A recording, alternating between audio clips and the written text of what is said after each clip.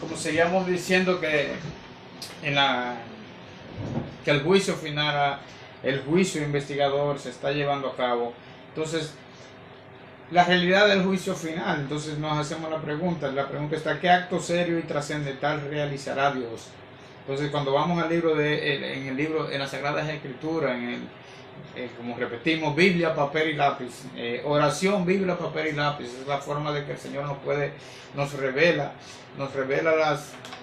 lo que en estos momentos el Señor quiere que todos aquellos que procedan al arrepentimiento conozcan. El Señor quiere que todos nos salvemos. Quiere que todos procedan al arrepentimiento, según lo encontramos en 2 de Pedro 3:9. ¿Qué acto serio y trascendental realizará Dios? Vamos al libro de Hechos en el capítulo 17 del libro de Hechos, versículo 31, y encontraremos Hechos 17:31, encontraremos que nos dice: por cuanto ha establecido un día, el cual juzgará al mundo con justicia, por aquel varón a quien designó, dando fe a todos por haberle levantado de los muertos. ¿De quién estaba hablando el Señor acá? Está hablando de nuestro Redentor y Salvador Jesucristo. Nuestro Redentor y Salvador Jesucristo, que es nuestro abogado, pero que también Dios le ha dado la autoridad de juez. ¡Wow! ¡Qué ventaja tenemos! Tenemos un abogado, tenemos un juez que nos va, pero también es nuestro abogado. ¿Cómo nuestra mente finita puede entender la misericordia de Dios, la misericordia también de nuestro Salvador Jesucristo, que dejó su trono para darnos luz? ¿Cuántos comparecerán? El juicio se está llevando, pero ¿quiénes irán? Dice, ¿para cuántos comparecerán ante el tribunal de Cristo? Ante ese juicio, todos hemos de comparecer ante el tribunal de Cristo. Dice, para cada uno de nosotros dará cuenta a Dios de sí. O sea, somos responsables de todo lo que hacemos, hermano, de nuestros pensamientos, de nuestras acciones para con el prójimo, para con nuestra familia, para con todos. Somos responsables de nuestra relación con Dios mismo. ¿Cómo estamos con Dios? Porque todos vamos a comparecer ante el tribunal de Cristo. Romanos 14, 10 y 12 nos lo dice. Romanos 14, 10, 12. Si buscamos en las Sagradas Escrituras, lo encontraremos bien. El Señor no es un Dios no es un Dios de confusión, sino de orden. Entonces, nos dice la palabra de Dios, Romanos 14, a partir del versículo 10 nos dice: pero tú, ¿por qué juzgas a tu hermano? O tú también, ¿por qué menosprecias a tu hermano? Porque todos compareceremos ante el tribunal de Cristo, porque escrito está: vivo yo, dice el Señor, que ante mí se doblará toda rodilla y toda lengua confesará a Dios, de manera que cada uno de vosotros dará a Dios cuenta de sí. Esa parte, porque Cristo está vivo yo, dice el Señor, lo encontramos en Isaías 45:23 también. Isaías, hemos repetido que para estudiar el libro de Apocalipsis, si no queremos andar como las olas de mar, tenemos que estudiarlo en comunión en conjunto con el libro de Daniel y el libro de Isaías, también el libro de Ezequías, el libro de Ezequiel, de Jeremías, todos los profetas mayores, pero Apocalipsis es la síntesis de toda la Sagrada Escritura, es la carta de amor de Dios, es la revelación de Jesucristo que Dios le dio. ¿Qué se ventilará en el juicio? ¿Qué se está ventilando? No vamos a decir ¿qué se ventilará? ¿Qué se está ventilando en el juicio? Todos debemos comparecer ante el tribunal de Cristo, según lo que haya, para que cada uno reciba según lo que haya hecho cuando estuvo en el cuerpo, sea bueno o sea malo. Segunda de Corintios 6:10. Segunda de Corintios 5:10. Todos debemos comparecer ante el tribunal de Cristo para que cada uno reciba según lo que haya hecho cuando estuvo en el cuerpo, sea bueno o sea malo. Hermano, todo está escrito en el libro de memorias. Apocalipsis nos dice el libro de memorias en el cielo, todo está escrito. Todos nuestros pensamientos, todas nuestras acciones, nuestro caminar, nuestro vestir, nuestra forma de andar, nuestra forma de hablar con los demás, todo está registrado. Nuestro comportamiento con los hijos, nuestro comportamiento con nuestros hermanos, nuestro comportamiento con los vecinos, con el que conocemos, con el mendigo de la calle, con todo, todo, todo está registrado en el libro, en los libros de memoria.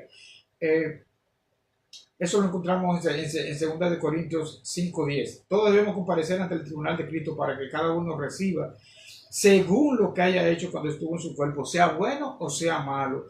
El juicio en acción. ¿Cuáles son las 3 fases del juicio final? Primero, la primera procede al segundo advenimiento de Cristo y trata el caso de los que profesaron ser leales a Dios. Vamos a Primera de Pedro 4:17, hermano. Biblia, papel y lápiz. Primera de Pedro 4:17. Primera de Pedro, capítulo 4, versículo 17. Encontraremos acá que nos dice la palabra del Señor: porque es tiempo de que el juicio comience por la casa de Dios.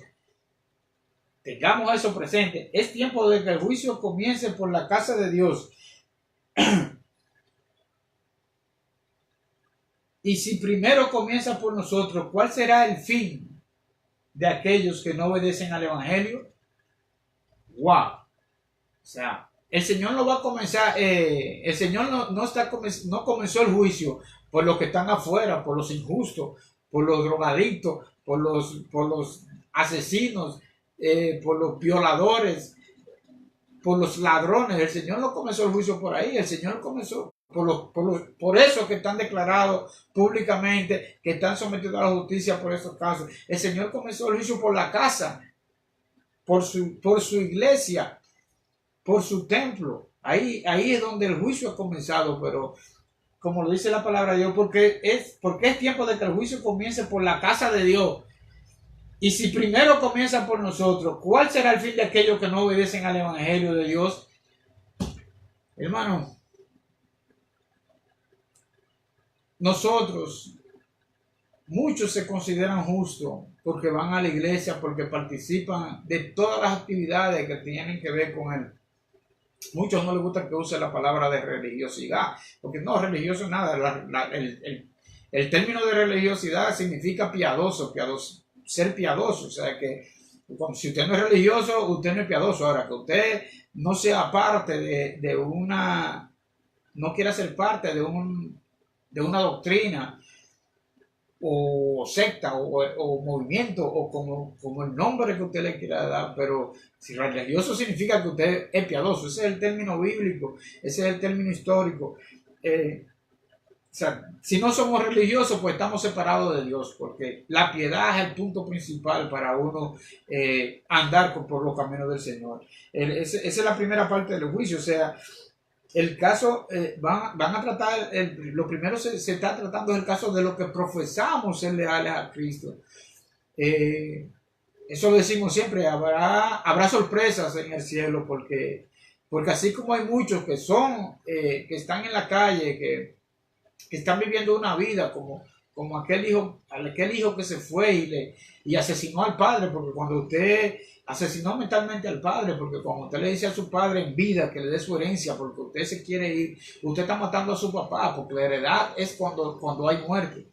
O sea, en su mente ese mató, ese hijo que le llaman pródigo, que le dicen pródigo, que así están establecidos en algunos párrafos de la Biblia, el hijo pródigo, se fue y gastó todo lo que tenía, pero el pródigo era realmente el papá que todos los días, según nos dice el Espíritu de profecía, en el testimonio de Jesucristo, se paraba en el portal de su casa para ver si su hijo venía.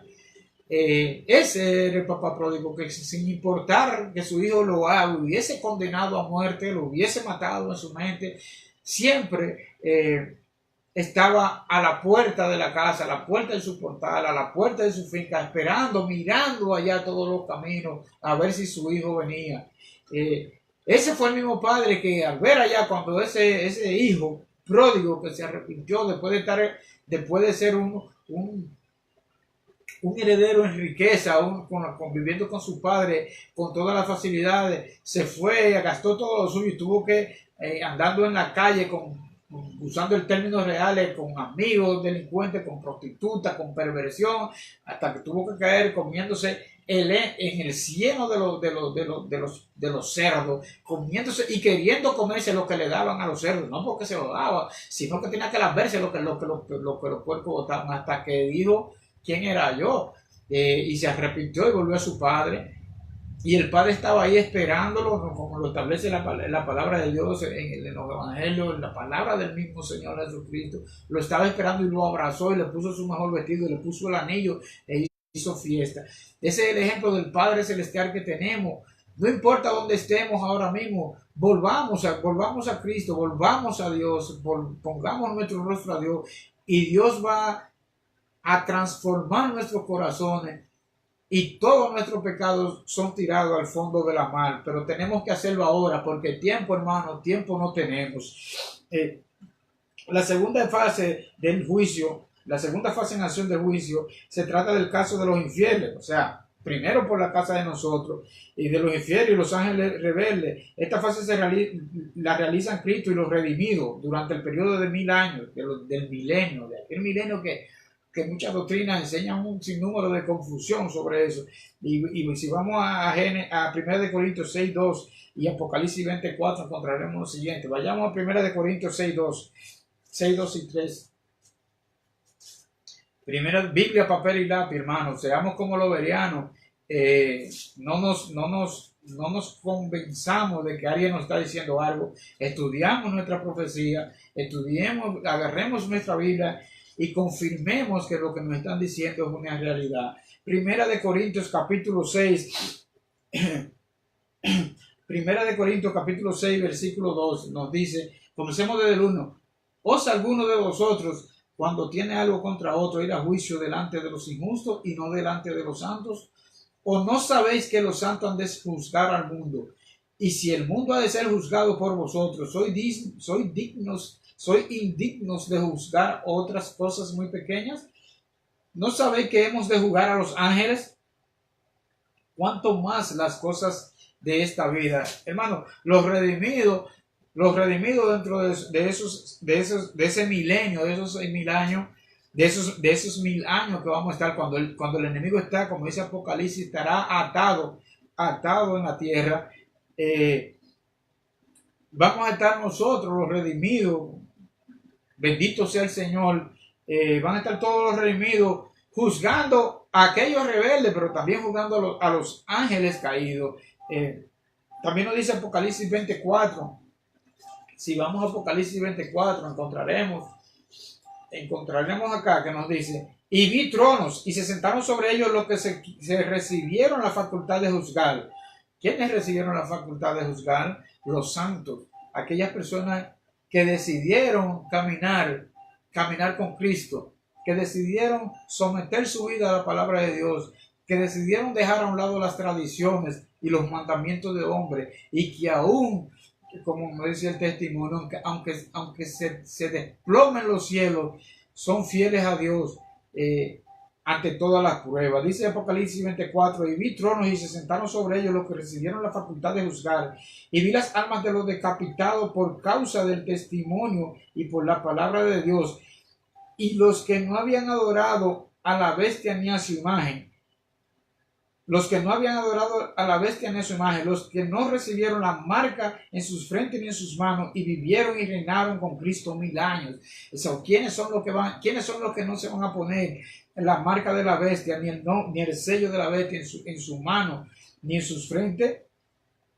Aquellos que como Apocalipsis 14:12 nos dice que son el pueblo de los santos. No importa en qué doctrina tú estás, hermano, y no importa cuál sea tu congregación, va a haber dentro de poco, lo repetimos, va a haber dentro de poco solamente dos pueblos, los que aman a Dios y los desobedientes. O sea, ¿en cuál parte vas a estar? La palabra de Dios dice, los que aman a Dios, los santos son, porque dice la palabra de Dios, 1 Juan 5:3, este es el amor a Dios, que guardemos sus mandamientos, y sus mandamientos no son gravosos. Va a haber los pueblos, Apocalipsis 14:12 lo dice, Apocalipsis 14:12 dice, aquí está la paciencia de los santos, los que guardan los mandamientos de Dios y la fe de Jesús. Y ahí vemos la combinación del libro de Apocalipsis. Y vi tronos, Apocalipsis 24, y vi tronos y se sentaron sobre ellos los que recibieron la facultad de juzgar. Y vi las almas de los decapitados por causa del testimonio de Jesús, los mártires, hermano, aquellas personas que poniendo un ejemplo, desde la muerte de Abel, pero poniendo un ejemplo, vamos a hablar de la Inquisición durante la Edad Media, de esos 1260 años, donde más de 200, 300 millones de cristianos murieron para testimonio, por la fidelidad a Cristo, decapitados por causa del testimonio y por la palabra de Dios. O sea, por el testimonio de Jesús y por la palabra de Dios, los que no habían adorado a la bestia ni a su imagen, y los que no recibieron marcas en su frente ni en sus manos, y vivieron y reinaron por Cristo 1000 años. Esa es la segunda fase. Esa es la segunda fase de donde nosotros vamos, los justos van a tratar el caso de los infieles. La tercera fase es la fase de ejecución del juicio y la destrucción final de los infieles. Apocalipsis 29, ahí está en Apocalipsis 29, nos dice: y subieron sobre la anchura de la tierra y rodearon el campamento de los santos, la ciudad amada. Eso van a ser los infieles, el enemigo, como nos dice el libro del Apocalipsis, será suelto por poco tiempo después de aquellos 1000 años y va a juntar otra vez a los redimidos en la segunda. Eso es la segunda resurrección, donde ya eso no tiene parte en el libro en el libro de la vida. Esa va a ser la resurrección de los infieles para la destrucción final, va a ser después de los 1000 años. Pero ¿qué nos dice Apocalipsis 29? Y subieron sobre la anchura de la tierra y rodearon el campamento de los santos y la ciudad amada, y de Dios descendió fuego del cielo y los consumió. Ese es el juicio final. O sea, muchos malinterpretando las Sagradas Escrituras van a hablar que por la eternidad va a estar fuego ardiendo toda la humanidad. No, eso no es bíblico. Dice la palabra Apocalipsis 29, y subieron la anchura de la tierra y rodearon el campamento de los santos y la ciudad amada, y de Dios descendió fuego del cielo y los consumió, y el diablo que los engaña fue lanzado al lago de fuego y azufre, donde estaban la bestia y el falso profeta, y serán atormentados de día y de noche. Ahí están por los siglos de los siglos. Ahí en ese contexto siempre hay mucha confusión sobre Dios. Es un Dios de amor. Dios no nos va a tener a nosotros mirando allá a los que se rebelaron. Hay una fase, nos lo dice en Apocalipsis. En Apocalipsis también nos dice, donde vamos a estar 7 meses recogiendo los cadáveres, y a esa ciudad tiene un nombre que dentro de poco. Entonces vamos a hacer un estudio sobre eso.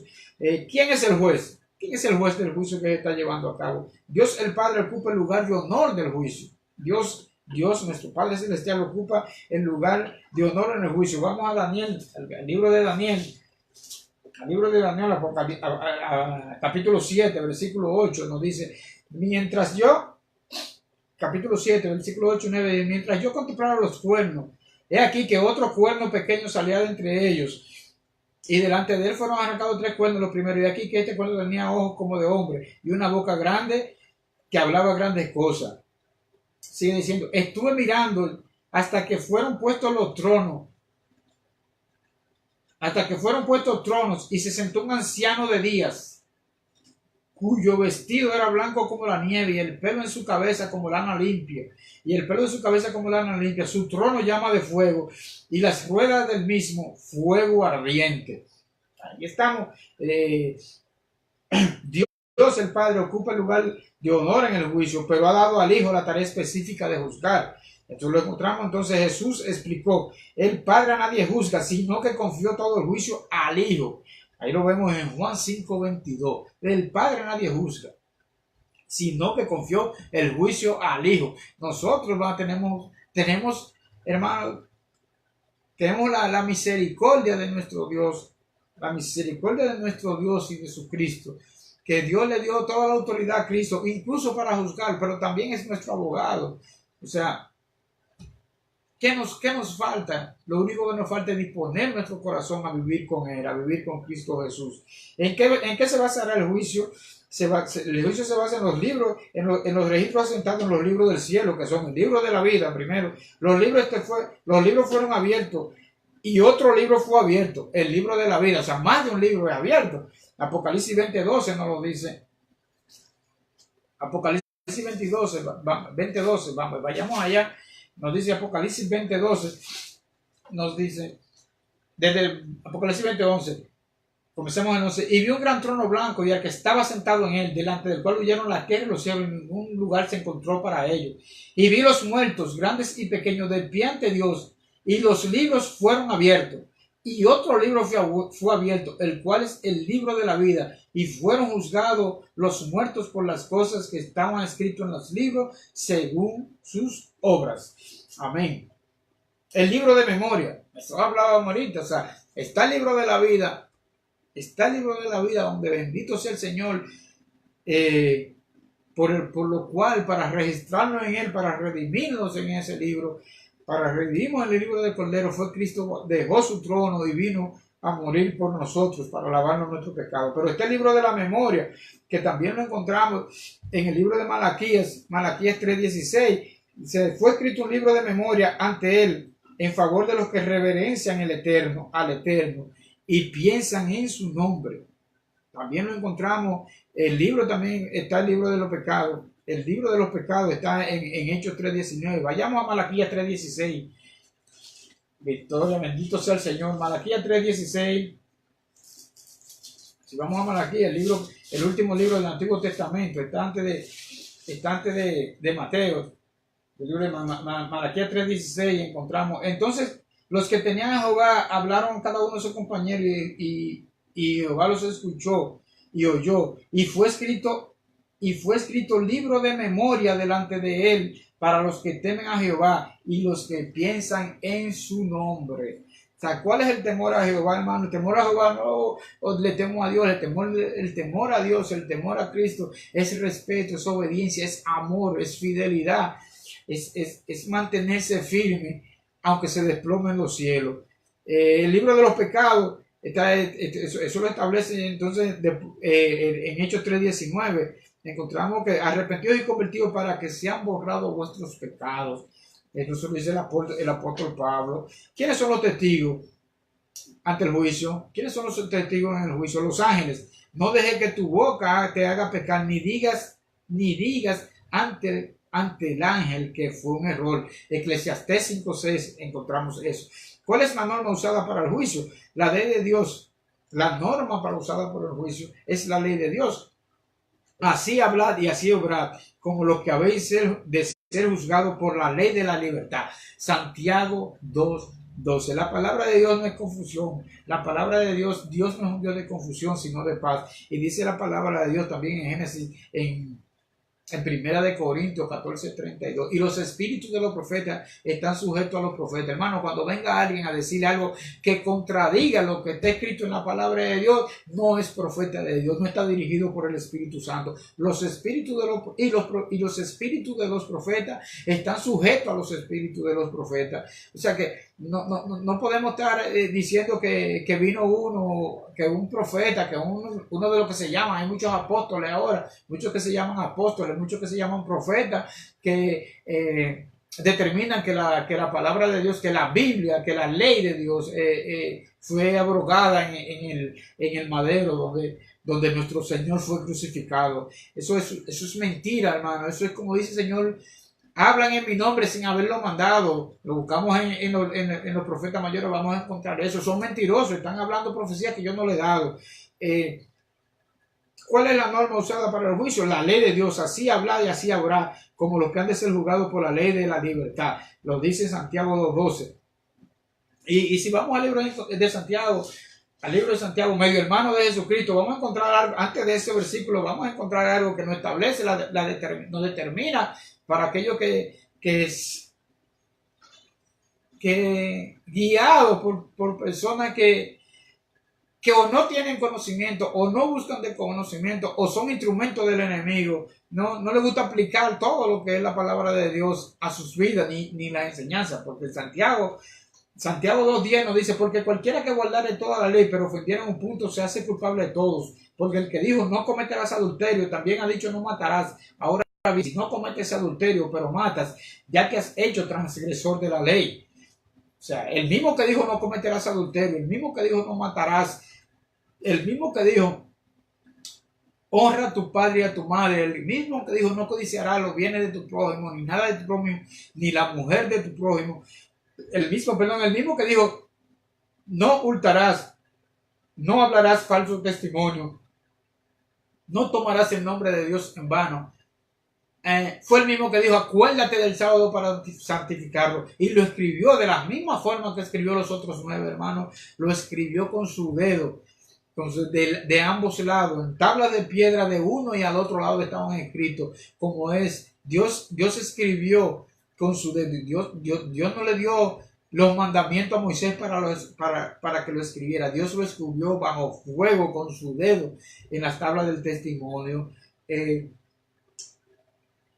Eso mismo que nos dice aquí, cuál es la norma de juicio, así habla y así obra como los que habéis sido juzgados por la ley de libertad, de la ley de libertad, nos lo dice después de lo que la ley anterior, lo que cualquiera que guardare toda la ley pero ofendiera un punto, se hace culpable de todo, porque el que dijo no cometerás adulterio, también ha dicho no matarás. Ahora bien, si no cometes adulterio pero matas, ya te has hecho transgresor de la ley. Así hablad y así haced como los que habéis de ser juzgados por la ley de la libertad.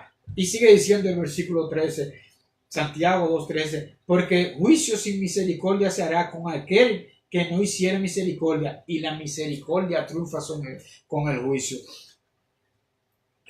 ¿Quién es el abogado e intercesor? Eso es claro, nos lo repite la Biblia completa, nos lo repite la Sagrada Escritura completa, pero donde el que no lo quiera ver es porque quiere guiñar el ojo o porque quiere ser ciego. Lo encontramos en el libro de Romanos. En el libro de Romanos, si vamos al libro de Romanos, capítulo 8, libro de Romanos, capítulo 8, hermanos, Biblia, papel y lápiz. No se lleven de pastores, no se lleven de evangelistas, no se lleven de misioneros, de obreros, de Biblia, papel y lápiz. Los bereanos, hermanos, los bereanos decían el amén cuando ellos leían, si oían una prédica, iban a su casa, agarraban su Biblia, entonces estudiaban, cuando vean, ok, me dijeron lo mismo, amén. Biblia, papel y lápiz. Romanos 8:34 nos dice, Romanos 8:34 comienza diciendo, ¿quién es el que condenará? ¿Quién es el que condenará? Cristo es el que murió, más aún el que también resucitó, el que además está a la diestra de Dios. O sea, está bien claro. ¿Quién no condenará? ¿Quién es que condena a Cristo? El que murió, más aún el que también resucitó, el que además está a la diestra de Dios. Tenemos un abogado ante el Padre, Jesucristo el justo. Eso lo encontramos en 1 de Juan 2:1. Primera de Juan 2:1. Vayamos al libro de 1 de Juan. Lo vamos a encontrar después de la segunda carta de Pedro. Tomemos nuestro tiempo y vayamos a las Escrituras, hermano. 1 de Juan, capítulo 2. Perdón. 1 de Juan, capítulo 2:1. O sea, hijitos míos, estas cosas os escribo para que no pequéis. Y si alguno hubiere pecado, ¿quién no ha pecado? Hijitos míos, estas cosas os escribo para que no pequéis. Y si alguno hubiere pecado, la pregunta es ¿quién no ha pecado? Dice la palabra de Dios, porque todos hemos pecado, estamos destituidos de la gloria de Dios. O sea, después de Adán, después de la caída de todos hemos pecado. Todos nacimos bajo el pecado, a excepción de uno que nacido bajo pecado no cometió pecado, que fue Jesucristo. No tuvo la inherencia de la natural del pecado, porque no fue hijo de hombre, fue hijo de Dios. nosotros sí heredamos el pecado. Jesucristo nació bajo pecado porque nació bajo la ley, nació del vientre de mujer, pero Jesucristo no nació nuestra herencia. Jesucristo no tuvo los cromosomas de hombre, de carne. Fue nacido bajo pecado porque nació de una mujer y nació bajo la ley, pero Jesucristo no tuvo la herencia interna de pecado, pecaminoso como nosotros. Hijito mío, esta cosa os escribo para que no pequéis. Si alguno hubiere pecado, abogado tenemos para con él, para con el Padre, a Jesucristo el justo. Gloria a Dios. En la primera parte del juicio, antes del avenimiento, Cristo actúa como abogado intercesor, luego como juez desciende a ejecutar la sentencia. ¿Cuál es la seguridad que tenemos? ¿Cuál seguridad tenemos en el juicio? ¿Qué garantía hay para una justicia verdadera? Bueno, Dios me lo dice. Dios es juez, 2 de Timoteo 4:8. Dios es justo, Romanos 2:2.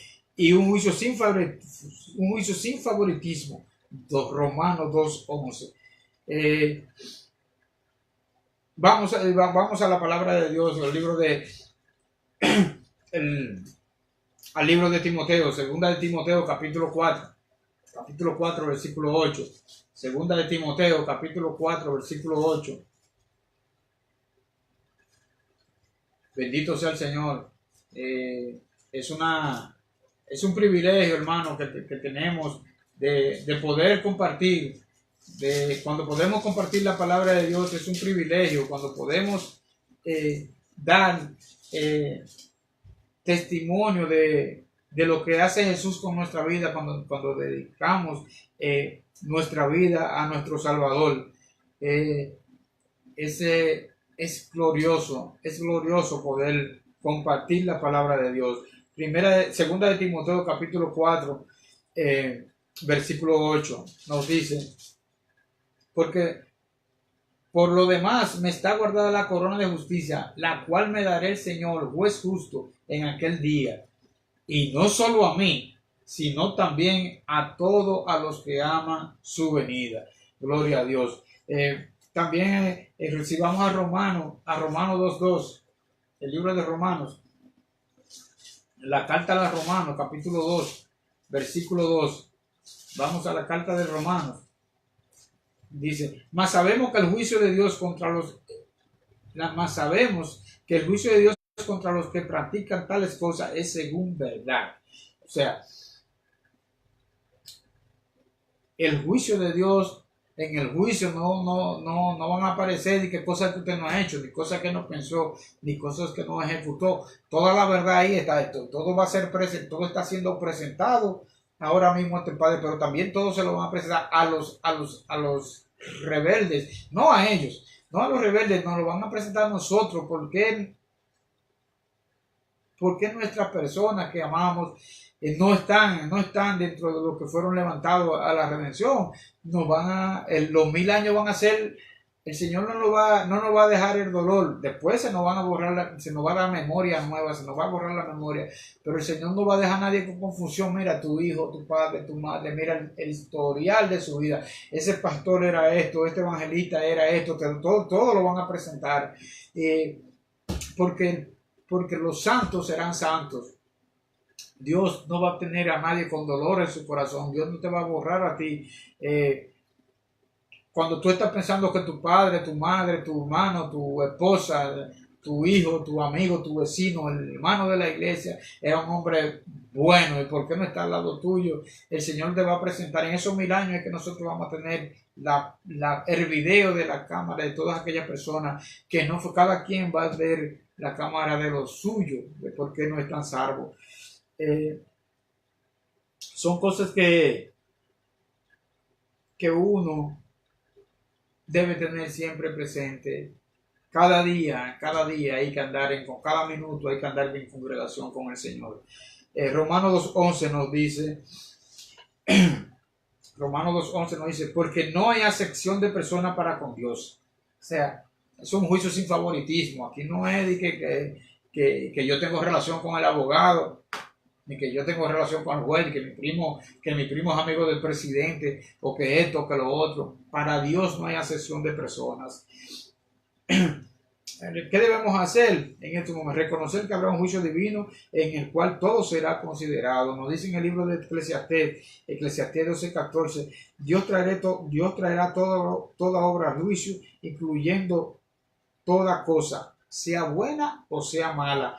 Vivir de acuerdo a la voluntad de Dios es lo que debemos hacer y vivir de sus mandamientos para que los méritos de Cristo sean justificados. Para que en los méritos de Cristo seamos justificados. El fin de todo discurso es este. Eso lo encontramos en Eclesiastés 12:13. El fin de todo discurso es este. Teme a Dios y guarda sus mandamientos, porque eso es el fin de es el deber de todos los hombres. O sea, no temer el juicio, sino confiar a Cristo y en sus palabras es lo que debemos hacer. O sea, cuando vivimos en Cristo no tememos lo que esté pasando allá arriba. Cuando nosotros vivimos sujetos a Dios, cuando vivimos caminando, cuando intentamos cada día vivir conforme a Cristo, porque como dice la palabra de Dios en primera de Juan 2:6, el que dice que permanece en él debe caminar como él anduvo. O sea, cuando intentamos cada día caminar con Cristo, cuando vencemos las tentaciones con la ayuda del Espíritu Santo, porque le estamos clamando a Dios, dice la palabra de Dios que no debemos temer al juicio, sino el que oye mi palabra y crea el que me envió, tiene vida eterna y no será condenada, sino que pasó de muerte a vida. Primera de Juan 5:24. En esto se perfecciona el amor de nosotros para que tengamos plena confianza en el día de juicio. Primera de Juan 4:17. De aceptar a Jesús como nuestro abogado y intercesor es el punto principal en estos momentos, hermano, para tener participación y derecho en el árbol de la vida, porque por eso se puede salvar eternamente a los que por medio de él se acercan a Dios y están siempre vivos para interceder por ellos. Hebreos 7:25. ¿Cuál es la decisión que debemos tomar ante la realidad del juicio divino? ¿Quién quiere aceptar a Jesús y confiarle su vida, hermano? Es una pregunta que toda persona que trata de enseñarle que después de haber conocido la verdad, después de hacer su vida una vida sujeta a la vida de Cristo, sujeta al testimonio de Jesús, sujeta a la palabra de Dios,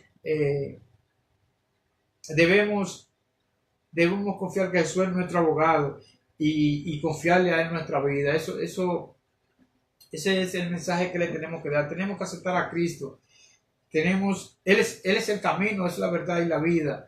Y podemos aplicar todo lo que es las escrituras, como hay muchos. Por eso dice que hay tantos anticristos. Los anticristos no son aquellos que son ateos públicos. La mayoría de los anticristos, hermanos, son muchos que andan con la Biblia en la mano, que predican una cosa pero hacen lo contrario. Es lo que el Señor dice que cuando habló de los fariseos, o sea, hagan, el Señor nunca dijo que los fariseos no estaban diciendo cosas correctas, porque el Señor era fariseo, el Señor es el fariseo mayor, sino que no hicieran como ellos dicen, o sea, como ellos, o sea, hagan lo que ellos dicen, pero no como ellos hacen, o sea, no practiquemos como ellos, que decimos una cosa, pero entonces le estamos cargando a los otros, no movemos nada con un dedo de los pies. Los fariseos en las dos sectas que existían, estaban los fariseos y los saduceos. Fariseos son aquellos que creen en la redención de los muertos, y muchos cristianos hablan, no, yo no soy fariseo, tú eres un fariseo, tú te sujetas a la ley, tú eres un fariseo. Hermano, si usted no es fariseo, usted tiene problemas, vuelvo y lo repito, tiene problemas con Dios, porque fariseo era Cristo. Si Cristo no hubiese sido fariseo, si Cristo aún ha sido bajo pecado, pero sin haber conocido pecado, si Cristo no hubiera sido fariseo, entonces el enemigo había encontrado pecado en él, porque no creyó en la resurrección de los muertos. Si Elías no hubiese sido fariseo, no hubiese levantado el hijo de la viuda.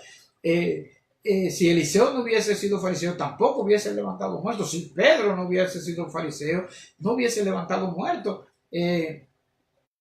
Lo mismo con todos los apóstoles, porque fariseos son los que creen en la resurrección de los muertos y en una nueva vida. Los saduceos, contrarios, son los que creen que hasta el agua del mar, que los árboles, que creen en las imanes, para eso todos son dioses. Son Los saduceos son los paganismos, los que para ellos todo es Dios, y los que tienen muchos dioses, los que adoran vírgenes, los que se inclinan ante hombres, los que piden perdón ante hombres, como que los hombres pueden derogar, o sea, perdonar. Usted tiene que pedir el perdón a su hermano cuando usted comete una adversión contra su hermano, hasta un mal pensamiento. Usted tiene que reconciliarse con su hermano y pedirle perdón, pero de ahí usted a postrarse, a confesar su pecado ante alguien, porque ya le quitó los pecados. Hermano, entonces usted está adorando a un Dios mentiroso, un Dios pagano. La palabra de Dios establece que al final del periodo al final del periodo profético de los 1200, 300 años, el santuario celestial será purificado. Daniel 8:14, eso terminó. Ahí fue que hubo una confusión, que dijeron chasco, le llamaron el gran chasco, porque no teníamos el concepto bien claro, que la purificación del santuario no era la tierra, no era que Cristo venía, sino que el Señor iba a entrar al lugar santísimo a purificar el santuario celestial, donde vamos a estar, los que van a estar allá. El santuario terrenal era el templo de culto de los judíos. Una vez al año se realizaba en ese santuario una importante ceremonia de juicio. Eso era lo que había, el santuario terrenal. La Biblia explica que el juicio, que en el cielo está el verdadero santuario, en Hebreos 8:2 al 5, eso lo encontramos. La purificación del santuario celestial no es otra cosa que el juicio divino a los fieles. Este juicio comenzó al final de los 2300 años. Ese periodo profético terminó en 1844. Pero vayamos al libro que después de las Sagradas Escrituras es el libro más vendido y que está traducido en la mayor cantidad de idiomas, igual que la palabra de Dios, igual que la Biblia. Es el conflicto de los siglos, la gran controversia. En inglés, la gran controversia la puede encontrar en español también, el conflicto de los siglos. Encontramos en el capítulo 29 una serie de eventos. El testimonio de Jesucristo nos da este libro. En los libros del cielo, en su página 534, encontramos los libros del cielo, en los cuales están consignados los nombres y los actos de los hombres, determinarán los fallos del juicio. Los libros del cielo, en los cuales están consignados los nombres y los actos de los hombres, determinarán los fallos del juicio. El profeta Daniel dice: el juez se sentó y los libros se abrieron. San Juan, describiendo las mismas escenas en Apocalipsis, agrega: y otro libro fue abierto, el cual es de la vida, y fueron juzgados los muertos por las cosas escritas en los libros según sus obras. Eso lo encontramos en Apocalipsis. Perdón, hermano. Eso lo encontramos en Apocalipsis 20:12. El libro de la vida también nos sigue diciendo el conflicto de los siglos. Capítulo 29, el juicio investigador, nos sigue diciendo: el libro de la vida contiene los nombres de todos los que entraron alguna vez en el servicio de Dios. Jesús dijo a sus discípulos: gozaos de que vuestros nombres estén escritos en los cielos. San Lucas 10:20. San Pablo habla de sus fieles compañeros de trabajo, cuyos nombres están en el libro de la vida. Filipenses 4:3. Daniel, vislumbrando un tiempo de angustia, cual nunca fue, declara que el pueblo de Dios será librado, es decir, todos los que se hayan escrito en el libro. En Daniel 12:1 encontramos eso. Y San Juan, no me gusta decir esa palabra, pero en San Juan dice el Apocalipsis que solo entrarán en la ciudad aquellos cuyos nombres están escritos en el libro de la vida del Cordero. Apocalipsis 21:27. Delante de Dios este libro está escrito un libro de memorias en el cual quedan consignadas las buenas obras de los que temen a Jehová y los que piensan en su nombre. Malaquías 3:16. Sus palabras de fe Sus palabras de fe, sus actos de amor están registrados en el cielo.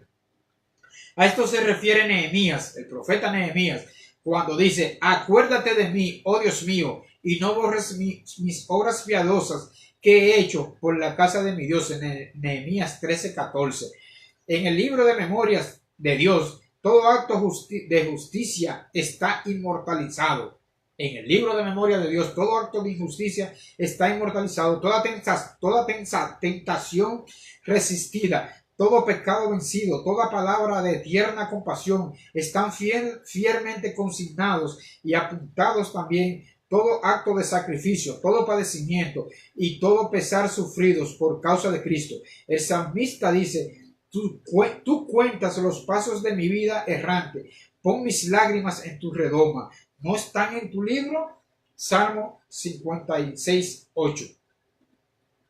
Eso lo encontramos en el juicio, en el capítulo, en el conflicto de los siglos, en el libro Conflicto de los Siglos, de la mensajera del Señor, la sierva del Señor, Elena G. de White, en la página 535. Pero ¿qué encontramos también en este mismo capítulo del juicio investigador? Leamos la página 538 del Conflicto de los Siglos, a partir del párrafo 2. Mientras Jesús intercede por los súbditos de su gracia, Satanás lo acusa ante Dios como transgresores. Hermano, Jesús está intercediendo con nosotros, pero oiga lo que dice la palabra de Dios. El testimonio de Jesús también está en la Sagrada Escritura. Satanás nos acusa de día y de noche.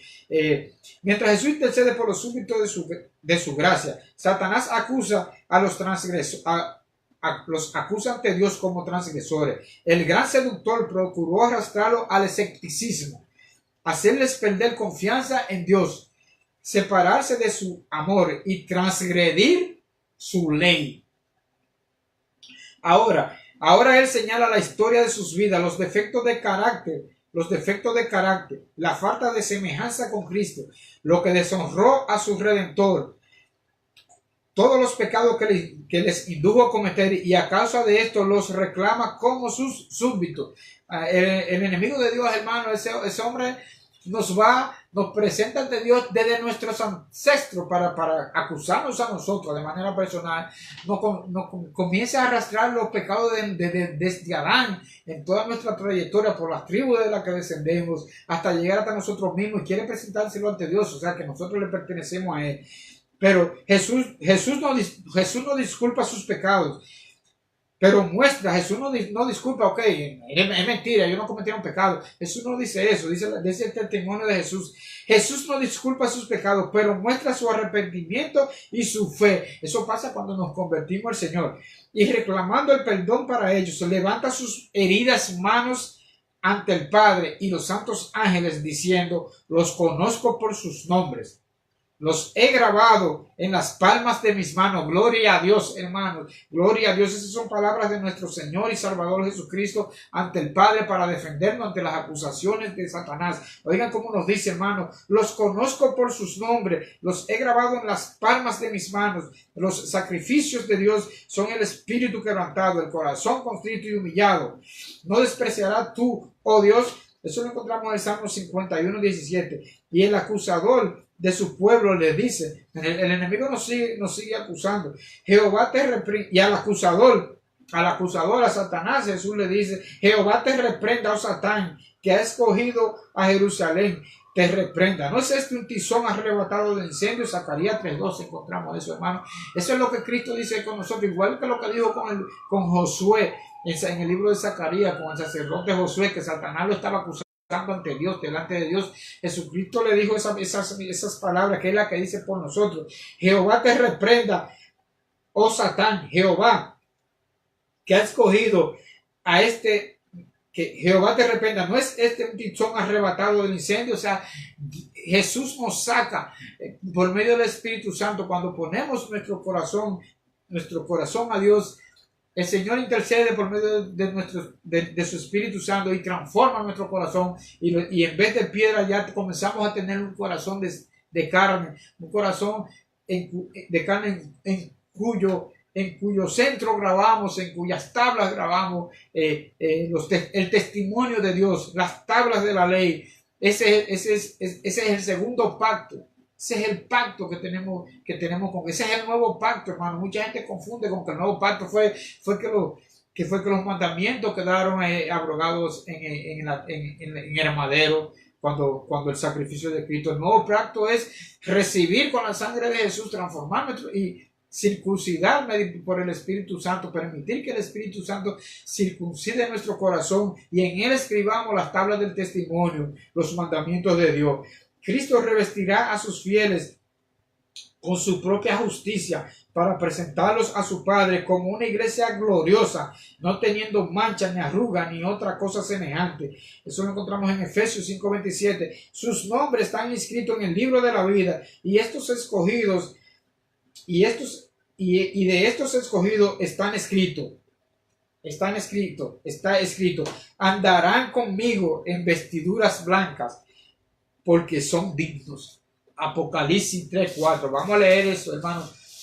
Vamos a leer de las Sagradas Escrituras. Apocalipsis 3:4. Eso lo encontramos en las cartas a la iglesia. Apocalipsis 3:4 nos dice, esa es la carta a la iglesia de Sardis. Pero tienes unas pocas personas en Sardis que no han manchado sus vestiduras y andarán conmigo en vestiduras blancas porque son dignas. Esa es la carta a la iglesia de Sardis, que eso fue un periodo de 1517 a 1755. Es un evento ocurrido ahí. Pero seguimos leyendo lo que es el capítulo 29 del conflicto de los siglos. Estamos leyendo párrafos del capítulo 29 del conflicto de los siglos. El juicio investigador. La obra del juicio investigador y el acto de borrar los pecados, eso lo encontramos en la página 539. La obra del juicio investigador y el acto de borrar los pecados debe realizarse antes del segundo advenimiento del Señor, en vista de que los muertos han de ser juzgados según las cosas escritas en los libros. Es imposible que los pecados de los hombres sean borrados antes del fin del juicio en que sus vidas sean examinadas. Amén. Eso no es que lo que muchos evangelistas, predicadores enseñan, que nosotros vamos a ser pecadores hasta la venida de Cristo. Eso es mentira, hermano. Eso no están guiados por el Espíritu Santo. Hebreos 12:14 nos dice que nosotros tenemos que buscar la santidad ahora. Aquí lo encontramos. Hebreos 12:14, seguir la paz con todos y la santidad, sin la cual nadie verá al Señor. ¿Qué es lo que es santidad? Santidad es vivir sin pecado. Santidad es uno determinar vivir, caminar como anduvo Cristo, y clamar cada día para que el Señor, por medio del Espíritu Santo, nos ayude a vencer las tentaciones. Sin santidad nadie verá al Señor. Aquellos que enseñan que seremos pecadores hasta la venida de Cristo, hermano, eso es mentira. Eso es una mentira. Eso están enseñando una apostasía. Están torciendo la palabra de Dios. Nosotros somos sujetos bajo pecado. Somos pecadores, estamos podridos, llenos de, como dice Isaías en el libro de Isaías capítulo 3, estamos llenos de llaga podrida desde la cabeza hasta los pies, pero tenemos un Cristo que vino a redimirlo y a lavarnos con su sangre. Cristo no murió, Cristo no derramó su sangre para que nosotros sigamos siendo pecadores. Que Dios no envió a su hijo para derramar su sangre para que nosotros la tiremos por el suelo. Nosotros tenemos que vivir como vivió Cristo. Si queremos ser salvos, nosotros tenemos que comenzar a disponer nuestro corazón a, como dice el libro de Primera de Juan capítulo 2, el que permanece en él debe andar como él anduvo. Y si vamos para aquellos también que hablan de la mentira de los mandamientos, que los mandamientos fueron abrogados en parte. Entonces, si los mandamientos quedaron abrogados, entonces, ¿quién está hablando mentira? Cuando el Señor lo dice aquí, el que dice yo le conozco y no guarda su mandamiento, el tal es mentiroso y la verdad no está en él. Pero el que guarda su palabra, en este verdadero está, en este verdaderamente el amor de Dios se ha perfeccionado, porque por esto sabemos que estamos en Él.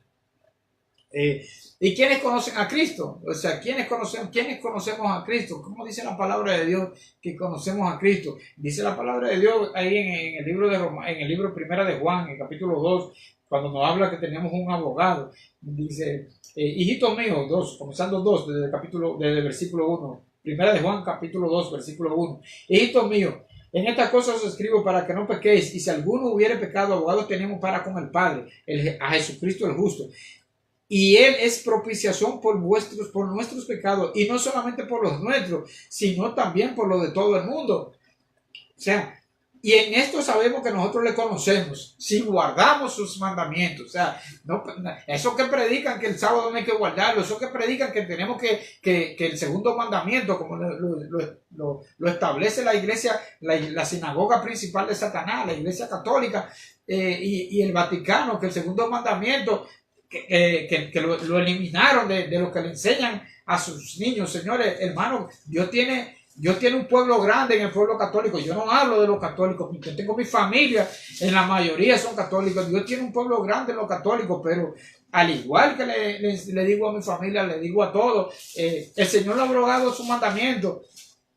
Esa enseñanza donde la iglesia católica, donde el Vaticano anuló, eliminó el segundo mandamiento, puso el tercer mandamiento que dice adorar a Dios, no tomar el nombre de Dios en vano, lo puso como segundo, y al tercero, cambiándole las pautas, le puso santificar la fiesta. Vuelvo y repito, santificar la fiesta, santifiquen la bachata, santifiquen la fiesta de rock, santifiquen la fiesta de orgía, santifiquen la fiesta de rock and roll, que todo tiene que ver con sexo y orgías y seducción. Entonces eso se llama santificar la fiesta. El cuarto mandamiento dice, acuérdate del sábado para santificarlo. Y sigue, es el único mandamiento que da la autoridad, que da la marca de autoridad, como la establecen los decretos presidenciales, de quién es el gobierno. Da el nombre del presidente, da la autoridad del presidente y da el área el área donde conforma su nación. Pero el segundo mandamiento, vayamos al segundo mandamiento, lo que eliminó la iglesia católica, lo que tiene en sus enseñanzas es esto: no tendrás dioses ajenos delante de mí, no te harás imagen ni ninguna semejanza de lo que esté arriba en el cielo, ni abajo de la tierra, ni en las aguas debajo de la tierra. No te inclinarás a ella ni la honrarás, porque yo soy Jehová tu Dios, fuerte, celoso, que visito la maldad de los padres sobre los hijos hasta la tercera y cuarta generación de los que me aborrecen. ¿Quiénes son los que aborrecen a Dios? Los que no guardan su mandamiento. Lo establece el mismo segundo mandamiento cuando dice ahí en el versículo 20, el capítulo 20, versículo 6, nos dice de Éxodo, y hago misericordia a millares, los que me aman. ¿Cuál es el amor de Dios? Primera de Juan 5:3, pues este es el amor de Dios, que guardemos sus mandamientos, y sus mandamientos no son gravosos. Pero el segundo mandamiento nos dice, y hago misericordia a millares a los que me aman y guardan mis mandamientos. O sea, ¿quiénes son los que aborrecen a Dios? Aquellos que se inclinan ante imágenes de que todo lo que tienen dioses ajenos. Sin embargo, la iglesia católica abrogó ese mandamiento porque están llenos de imágenes, comprenda, adoran, ya le tienen, santifican, beatifican muertos, ya tienen imágenes de hasta los papas que se han muerto, ya son santos, y santifican a todos, beatifican a todo el que le da su gana, a todos los corruptos y asesinos, porque eso es claro, no tenemos temor de decirlo, a todos esos corruptos y asesinos que le besaron las almas, incluyendo a Hitler y a todos aquellos que son criminales de la ex humanidad. Esos papas le besaron las almas a la mayoría de esos genocidas que existieron antiguamente y de los que están existiendo ahora. Entonces, se santifican, se beatifican ellos mismos. No tomarás el nombre de Jehová en vano, es el tercer mandamiento. Entonces, para ellos tienen 10, porque dividieron. El 10º mandamiento dice, no codiciarás la casa de tu prójimo, ni codiciarás la mujer de tu prójimo, ni su siervo, ni su criada, ni su buey, ni su asno, ni cosa alguna de tu prójimo. Sin embargo, la iglesia católica, ya que quitó el segundo mandamiento donde es determinante la santidad de las personas, donde se determina que usted no debe arrodillarse ni servirle a ninguna estatua, ni a nadie, ni hombre, ni nadie, ni del cielo, ni arriba del cielo, ni debajo de la tierra, ni debajo de las aguas. Usted